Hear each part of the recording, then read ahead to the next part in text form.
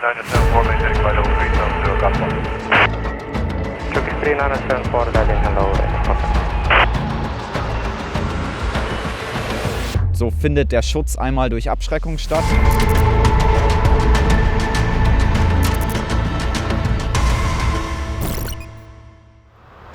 Bitte 16 Kilometer der Straße folgen. Das, was so easy klingt, sind die letzten 16 Kilometer in Deutschland. Unsere Reise hat gerade erst begonnen. Vor einer Stunde haben wir Berlin verlassen. Wir befinden uns mitten in einem Abenteuer. Kilometer für Kilometer geht die Reise Richtung Osten. Eine Reise, die uns durch stille Wälder, Metropolen, verlassene Dörfer und historische Grenzen führen wird.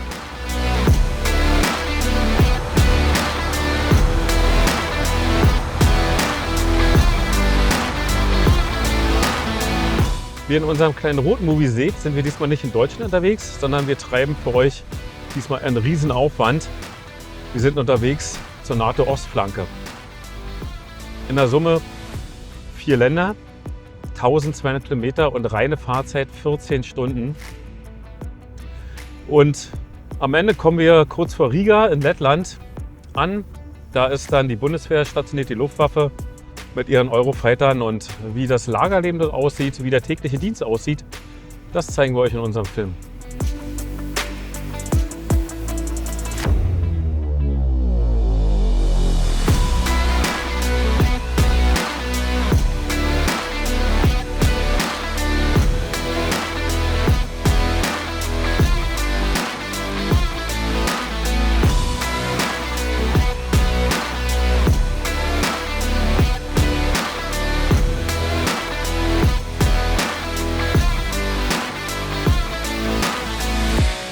Kleines Update von Pablo und mir. Wir haben jetzt etwas mehr als die Hälfte hinter uns gebracht der Strecke, aber man merkt schon, die Gegend ändert sich hier gerade komplett. Sehr wenig Häuser. Jetzt kommt hier gerade eine Ortschaft mal wieder nach langer Zeit. Viel Wälder, Natur, also schon wirklich dünn besiedelt. Aber eigentlich eine ganz spannende Sache.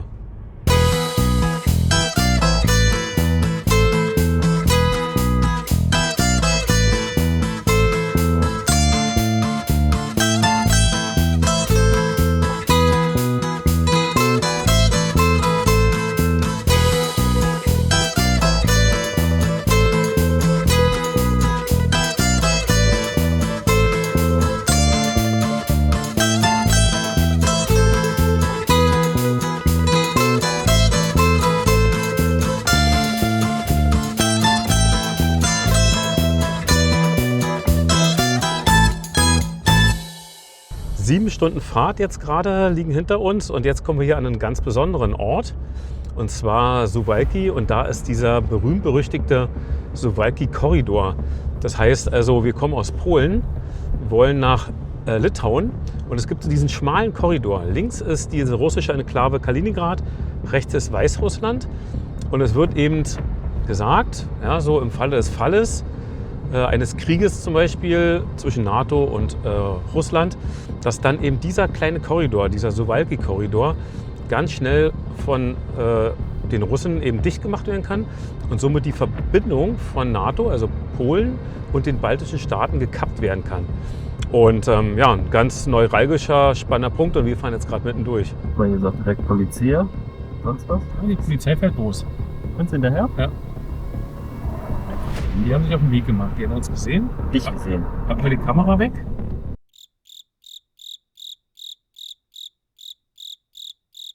Wir sind jetzt in Litauen, haben jetzt gerade die Grenze passiert, da konnten wir leider nicht filmen. Ist klar, wir wurden kontrolliert, auch von Polizei und Zoll. Aber kein Problem, sind jetzt durchgekommen durch die Grenze. Und ja, jetzt fahren wir hier in Litauen immer weiter unserem Ziel entgegen. Ich gucke mal aufs Navi. 352 Kilometer bis zum Ziel. Läuft.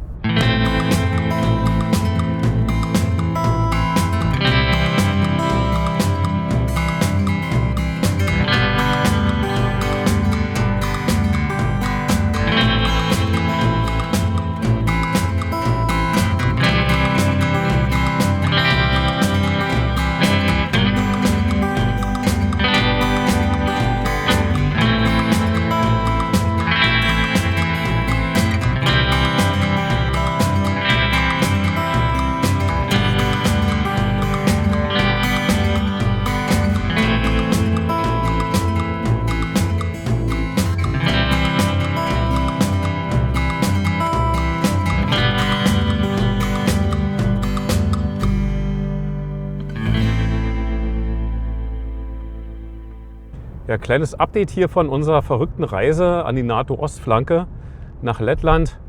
Es ist jetzt kurz 6:15 und draußen stockdunkel. Wir sind ganz kurz vor der Grenze zu Lettland und Gesamtfahrzeit noch so 1,5 Stunden. Dann sind wir hoffentlich endlich an unserer Unterkunft. Wir kämpfen uns hier durch die Nacht und durch den Regen, aber wird schon.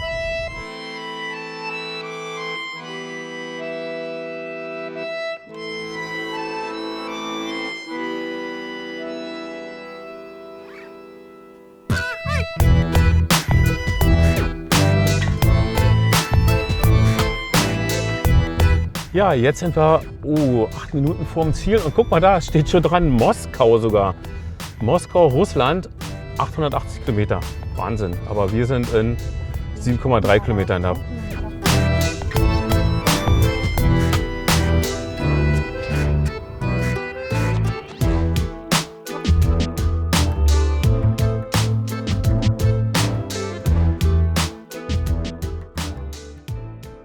Ja Leute, jetzt hier ist unser Domizil für die nächsten Tage hier in Lettland, dicht bei der NATO Air Base.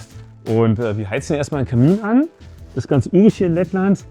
Hier gibt es Holz und wir haben schon mal ein bisschen was reingelegt, angeheizt und legen einfach mal fröhlich ein paar Scheite nach, weil der Abend ist noch lang. Wir wollen jetzt noch Essen kochen. Und für morgen beratschlagen, weil morgen geht es dann direkt los. Ja. Hier ist die Küche, da geht es zu den Schlafzimmern, Bäder. Eigentlich ganz nice.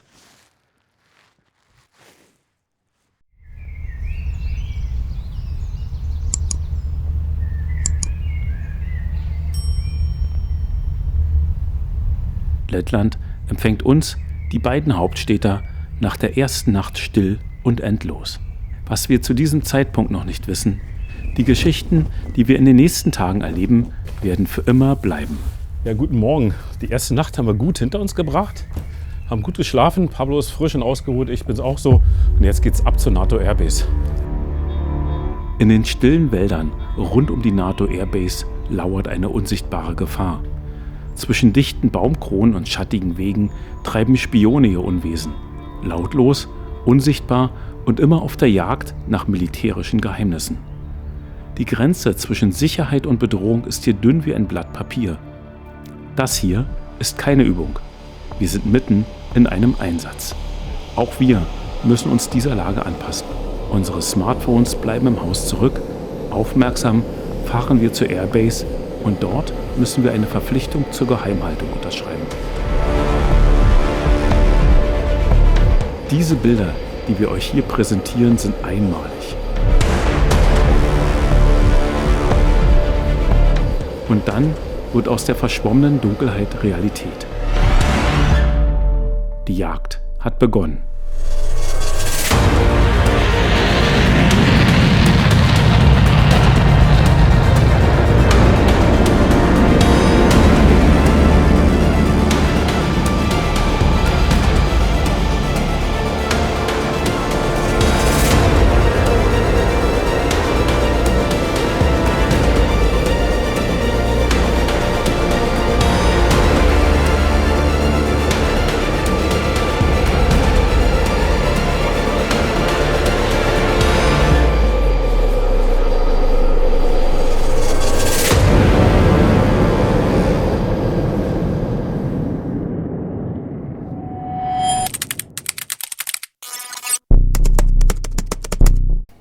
So, jetzt bin ich hier in der Base angekommen, aber hier weht echt ein heftiger Wind. Ich werde mich mal schnell umziehen und dann nehme ich euch mal mit durchs Lager.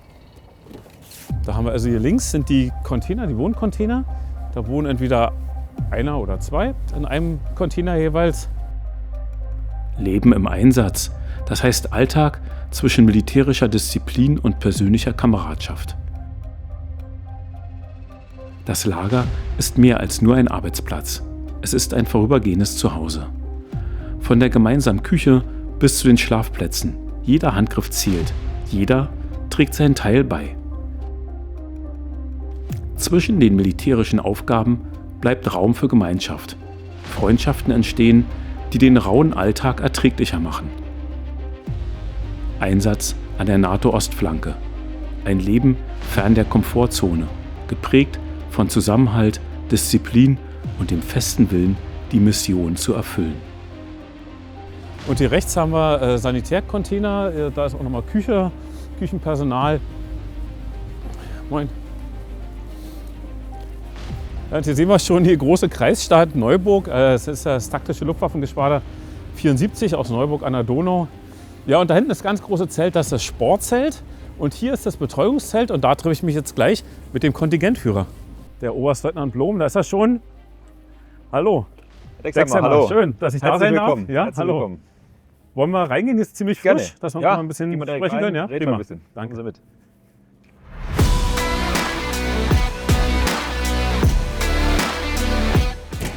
Ja, hier ist ja ganz gemütlich, sehe ich. So eine Genau, das ist Teil unseres Betreuungszelts. Ja. Auch schöne Sofas, können wir uns jetzt hinsetzen Okay. und Mhm. da ein bisschen unterhalten.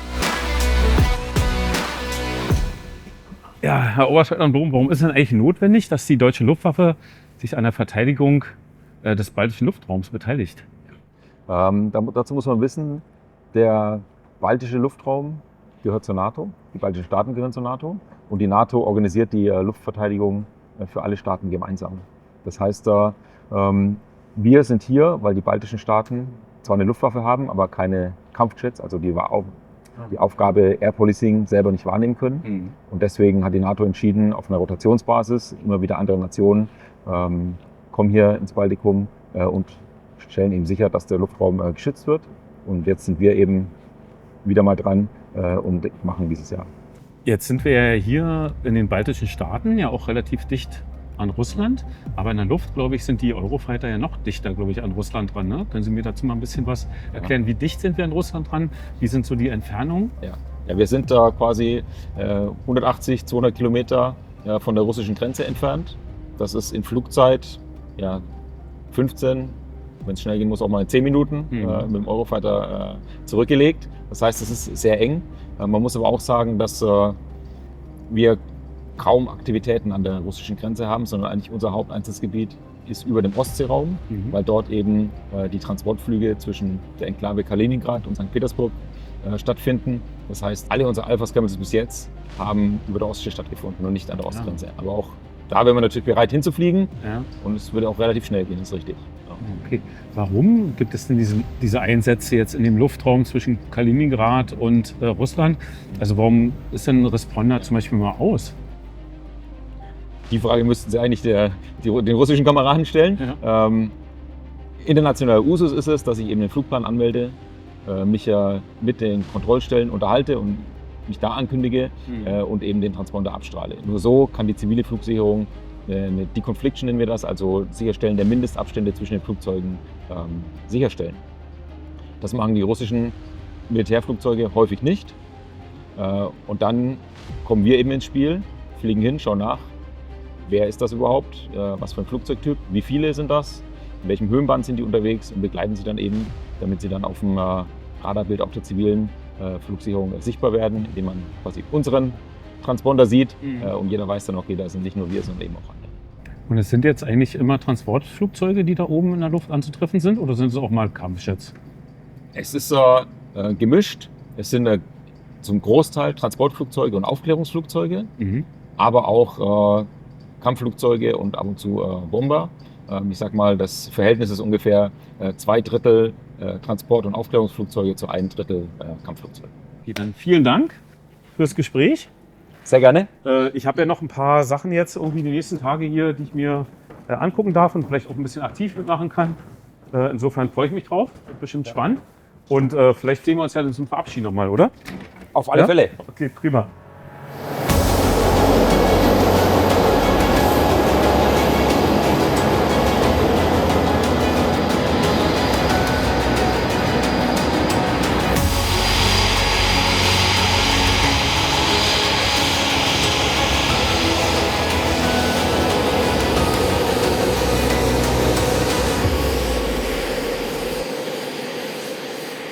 Ja, die Eurofighter sind jetzt gerade gelandet, werden jetzt gerade betankt und jetzt steht die Zwischenfluginspektion an und da darf ich mitkommen.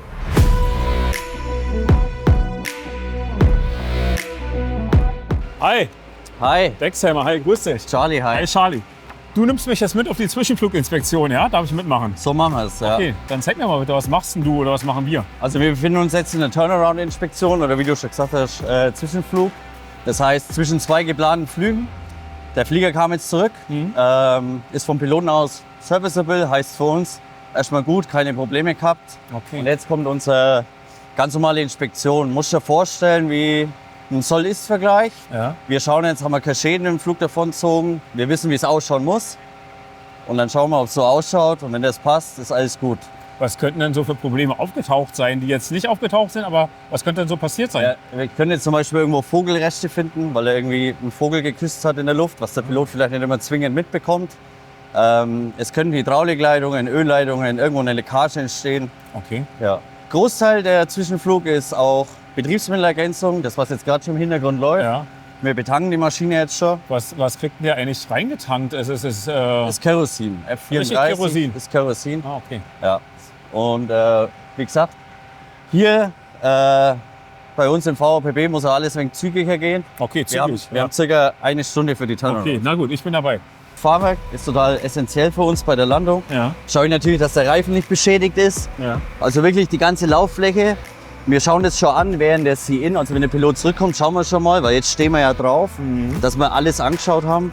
Also daher wissen wir jetzt schon mal, hey, das passt ganz gut. Man muss hier mal ein wenig aufpassen, gerade mit der Bewaffnung alles oder Antennen oder so, dass man sich den Kopf nicht anstößt. Ja, stimmt, das ist scharf hier. Ja, für dich vor allem, weil ich kenn's die Ecken und Kanten, Ja. aber du noch nicht. Ja, klar, ich stoße mir garantiert den Kopf. Ich hoffe nicht. Okay.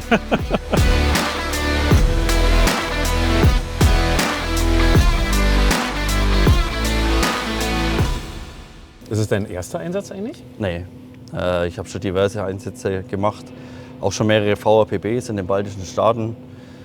Eigentlich fast jedes, wo deutsche Deployments beteiligt waren, bis auf 2021, weil ich zu der Zeit in Afghanistan war. Genau. Was macht denn den Dienst eigentlich im Einsatz anders als im Inland, also als zu Hause in Deutschland? Also das ist wirklich nicht viel, weil wir haben im Endeffekt die gleiche Arbeit wie zu Hause auch. Was hier ein bisschen anders ist, ja, wir fliegen hier ein bisschen andere Konfiguration. Aber im Endeffekt, wir schützen ja in Deutschland den deutschen Luftraum. Und jetzt machen wir das hier im Baltikum. Und von dem her gesehen ist es der same Job.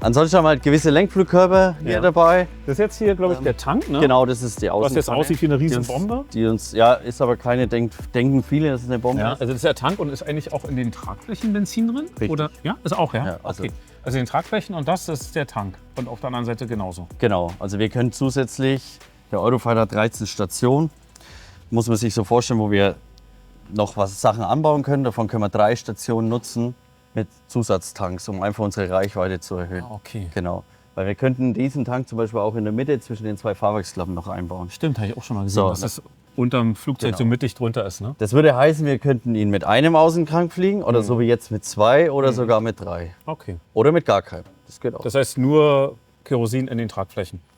In den Tragflächen und viel vom Rumpf. Also man, Ach, im Rumpf auch. ganz lapidar gesagt, da wo Platz war, hatten wir Sprit hin. Okay. Ja, logischerweise. Das ganze Flugzeug ist von Sprit ummantelt. Ja, also viele Rechner.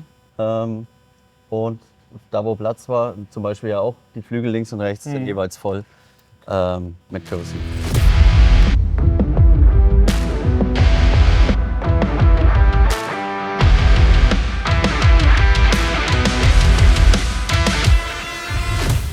Das sind jetzt hier die Lenkflugkörper oder Raketen oder was sind das? Ja, Raketen sagt die Laie, wir dürfen das nicht. Dann kriege ich Anschiss von meinem Fachpersonal Munition. Es sind Lenkflugkörper. Also ich habe beides richtig gesagt. Naja, ja, Ich habe Lenkflugkörper oder darfst- Raketen gesagt. du darfst Rakete vielleicht Okay. sagen, wir nicht. Okay, also Lenkflugkörper sind Nein, das. es ist ein Lenkflugkörper, ja. Jetzt kommen wir zum Herzstück vom Eurofighter. Das sind die 2 Triebwerke. Wie viel PS hatten wir eigentlich in der Summe? Oh, jetzt sind wir wieder bei dem von der Laie. Man darf nicht PS sagen, weil es ist immer noch Schub. Ja. Und also physikalisch gesehen kannst du das eigentlich nicht in PS umrechnen. Ne? Wir reden hier von 60 Kilonewton Trockenschub jeweils oder im Nassbereich, also sprich wir sind im Nachbrennerbereich, sind wir bei 90 Kilonewton pro Triebwerk. Das heißt, ich schiebe hier mit 18 Tonnen In PS, ich habe da schon alles gehört, von Ja. 90.000 bis 120.000. Ja. Aber eigentlich darf man das nicht. So, jetzt schauen wir uns noch das linke Fahrwerk an.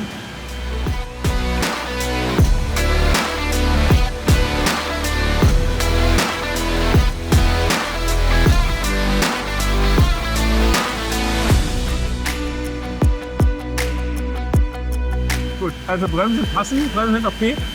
Vorsichtig raus, auf den Kopf geht still. Ja, bitte. Und sag mal, wie ist das Zeitfenster? Wann wollten wir starten oder wann will der Pilot starten? 10 Minuten, 5 Stunden? Nee, wir haben jetzt noch ein bisschen Zeit. Ja. Aber trotzdem müssen wir grundsätzlich halt diese 1 Stunde einhalten. Ist ja nicht so, wir sind ja auf Alarmstatus. Also es kann jederzeit, können jetzt hier die Alarmierung losgehen. Ah, okay. Und dann Scharfer müssen- Einsatz. Genau, und dann müssen wir innerhalb von 15 Minuten in der Luft sein. Das, wenn jetzt zum Beispiel während dieser Zwischenfluginspektion passiert, dann lassen wir alles stehen und liegen und gehen halt auf die Maschinen, die jetzt gerade noch im Bereitschaftsstatus sind. Sieht jetzt aber alles gut aus. Wir werden so in 5, 6 Minuten fertig sein. Ja. Dann melde ich wieder durch, dass wir wieder alle 4 Maschinen flugklar haben. Und dann warten wir den nächsten Scramble ab. Und ich würde mich dann erstmal verabschieden. Ja. Aber wir sehen uns noch mal wieder zu irgendwelchen Inspektionswartungsarbeiten, wo ich euch unterstütze. Auf jeden Fall. Ich hoffe, ich konnte dir einen geilen Einblick ein bisschen geben Auf in jeden unsere Fall. Welt. Und Vielen Dank und bis bis später. nachher, ja? Bis dann. Ciao. Maximale Action bei Mission Bundeswehr. Gefällt es euch? Dann liked und abonniert den Kanal.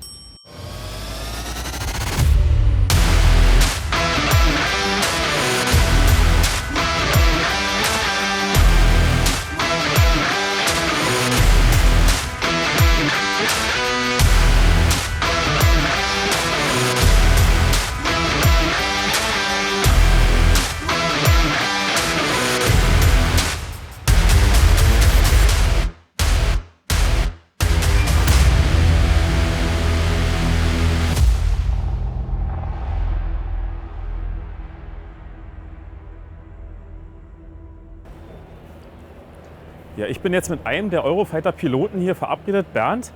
Aber zu seinem Identitätsschutz hat er eine Sturmhaube auf, deshalb nicht wundern. Hallo, hi. Da ist der Dexheimer. Hi, grüß dich. servus. Dexheimer, hi Bernd. Sag mal, was ist denn eigentlich deine spezielle Aufgabe hier in Lettland? Ja, ich bin hier eingesetzt als QA-Pilot, sprich ich bin Teil der Alarmrotte. Wir sitzen hier 24/7 auf Bereitschaft. Meine Aufgabe ist es, innerhalb von 15 Minuten von einer Alarmierung airborne zu sein. Na, dafür sitzen wir hier auf Bereitschaft im Village und sobald wir alarmiert werden, rennen wir los, ziehen uns an, springen in den Flieger rein, machen alles an, holen uns den Task, fahren zur Bahn und dann ist der Take-Off. Häufig kriegen wir den Großteil der Task erst, wenn wir airborne sind, sprich wir gehen hier mit minimalen Infos airborne und holen uns dann das meiste von dem Plan, den wir dann dort haben, einfach in der Luft. Ah, okay. Und dann ist der Auftrag, sobald wir in der Luft sind, häufig russische Luftfahrzeuge abzufangen. Das ist anders als in Deutschland, weil wenn wir da das machen, das QAA-Business, auf der Alarmrotte zu sitzen, dann sind die Ziele häufig einfach Airliner. Im süddeutschen Raum spreche ich jetzt, im norddeutschen Raum kann das auch mal anders aussehen. Aber ich spreche jetzt aus der Sicht von Neuburg. Und deswegen ist das schon mal für uns oder für mich im Speziellen schon sehr anders. Weil einen Airliner abzufangen ist was anderes als ein russisches Kampfflugzeug abzufangen. Und im Herzen von Bayern das zu tun, ist was anderes als an der Grenze zu Russland oder Belarus oder generell im internationalen Luftraum hier in der Ostsee. Und das ist einfach der große Unterschied wirklich. Wie läuft denn so ein Einsatz ab? Also du hast gesagt, du bist in deinem Wohncontainer zum Beispiel oder bist im Lager. Erzähl mir mal, wie läuft das ab? Also die Alarmierung und dann ins Flugzeug und ab in den Luftraum. Na, also wir sitzen da auf Bereitschaft, machen irgendwas anderes, zum Beispiel lernen wir gerade oder sind in der Flugplanung für einen Übungsflug, sowas in der Art oder vielleicht sogar beim Abendessen. Dann geht die Hupe. Wie ist es dazu gekommen? Es hat sich irgendeine Lage entwickelt, wo dann in einem Command-and-Control-Center gesagt worden ist, okay, wir wollen da ein NATO-Luftfahrzeug haben, die sich das genauer anschauen. Dann geht das die Chain of Command runter und die alarmieren uns dann, drücken dann bei denen den Knopf und wir hören dann die Hupe. Und wir lassen dann alles stehen und liegen rennen schnell los in den Container, wo wir unsere Ausrüstung haben, ziehen uns an. Wir sind schon halb angezogen, muss man dazu sagen, einfach weil wir immer bereit sein müssen. Sonst schaffen wir es auch einfach nicht in der Zeit. Ja, und dann geht's fixieren den Shelter. Die Wartung macht das parallel auch. Sprich, die ist dann schon am Luftfahrzeug, macht schon mal die APU, das Hilfstriebwerk, an, während wir uns umziehen. Und dann im besten Fall läuft schon der halbe Flieger. Wir rennen einfach nur hoch, setzen uns rein, machen die Haube zu, Triebwerke an, schnallen uns an, während alles hochläuft. Und dann checken wir ein auf dem Radio, hey, Number 1 ist da, Number 2 ist da, okay. Und dann geht's los. Einmal, dass alle Funkgeräte passen, dass alle Waffen funktionieren. Natürlich always in safe. Gucken, dass der Kabinendruck passt, dass alle Systems online sind. Und dann passt das auch.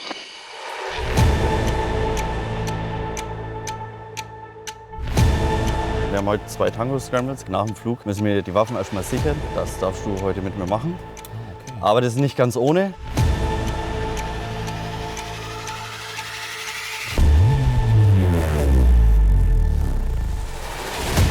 Also, dass ich das machen darf, ist, glaube ich, schon relativ einmalig, oder? Absolut, und ist auch von übergeordneter Führung, musste erstmal genehmigt werden.